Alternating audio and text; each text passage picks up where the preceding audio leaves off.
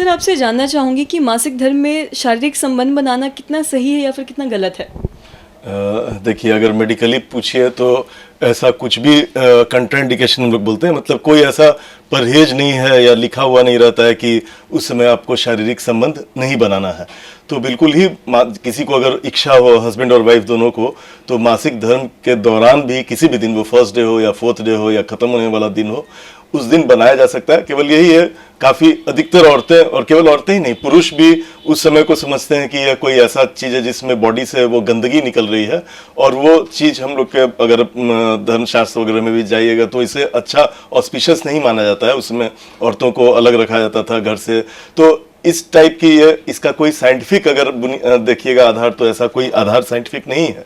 और इस दौरान कोई भी अगर पुरुष और या स्त्री अगर नहीं चाहते हो, कि उन्हें अच्छा नहीं लगता हो कि नहीं ये बिल्कुल अटपटा चीज़ है कि पीरियड के समय कैसे हम लोग साथ रह सकते हैं, तो ये पर्सनल डिसीजन होता है।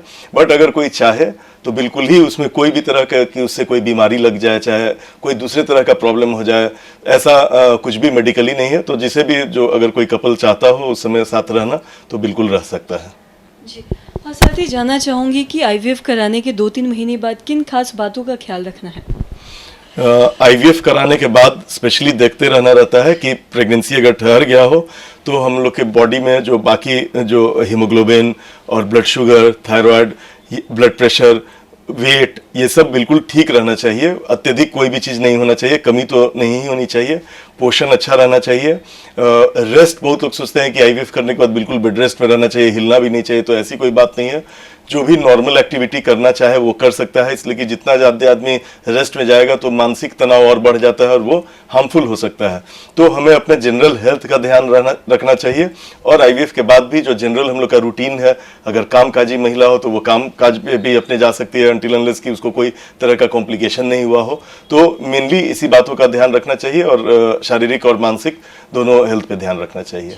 सर जैसा कि अभी आपने रेस्ट की बात की, तो खासकर अगर देखा जाए तो आमतौर पे ये देखा जाता है कि जितने भी और प्रेग्नेंट होती हैं वो ज़्यादा ये सोचती हैं कि हमें आराम करना है।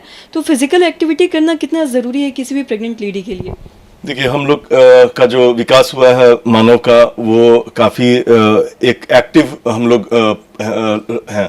जैसे हम लोग के प्रिमिटिव भी जो थे, जो एनिमल्स अगर हम लोग देखें तो बंदर वगैरह रहते हैं, और भी ज़्यादा एक्टिव रहते थे। तो इस टाइप का कोई साइंटिफिक एविडेंस नहीं है कि रेस्ट करने से प्रेगनेंसी का रेट बढ़ता हो। इवन अबॉर्शन का जिसको डर रहता है, उसमें भी देखा गया है कि रेस्ट लेने से कोई फर्क नहीं पड़ता है, इसलिए कि हम लोग का बॉडी बना ही हुआ है एजाइल काम करने के लिए। और बाकी जिन लोगों को भी प्रेगनेंसी होती है, नॉर्मली आप जानते हैं कि इंटरकोर्स के बाद जब प्रेगनेंसी रुक भी जाता है तो 1-1.5 महीना 2 महीना तक वो लोग साथ ही रहते हैं, उन्हें पता भी नहीं रहता है कि प्रेगनेंसी रुका हुआ है। और जो इंटरकोर्स के समय जितना यूट्रस पे आघात लगता है during the process of intercourse, सहवास के समय जितना यूट्रस को आघात लगता है, उतना और शायद कभी किसी भी हालत में नहीं लग सकता है, कितना भी एक्टिविटी किया जाए। तो उस स्थिति में भी अधिकतर जो प्रेगनेंसीज होती हैं, जितने भी नेचुरल हम लोग चारों ओर देखते हैं, लोग उसी के थ्रू पैदा हुए हैं। तो इसीलिए इसका साइंटिफिक भी आधार नहीं है। और एक्चुअली स्टडीज जो अभी मॉडर्न स्टडीज आए हैं आईवीएफ के बाद या दूसरे इनफर्टिलिटी ट्रीटमेंट के बाद, उसमें देखा गया है कि एक्सरसाइज करने के बाद प्रेगनेंसी रेट और बढ़ जाता है। तो ये बिल्कुल उल्टा कॉन्सेप्ट है कि रेस्ट लेने से प्रेगनेंसी रेट बढ़ता है जी। और जैसा कि अभी हम लोग बात कर रहे हैं प्रेगनेंसी की, तो प्रेगनेंसी में मतलब प्रेगनेंसी से पहले किन खास बातों का ध्यान रखना है, और साथ ही मेडिकल चेकअप करवाते रहना किसी भी गायनेकोलॉजिस्ट के पास कितना ज़रूरी है? देखिए, प्रेगनेंसी प्लान करने के पहले ही अच्छा रहता है कि एक बार जाके चेकअप कोई भी कपल करवा ले, ताकि उसको कोई भी अगर डिजीज़ पहले से हो, उस डिजीज़ का ट्रीटमेंट हो जाए।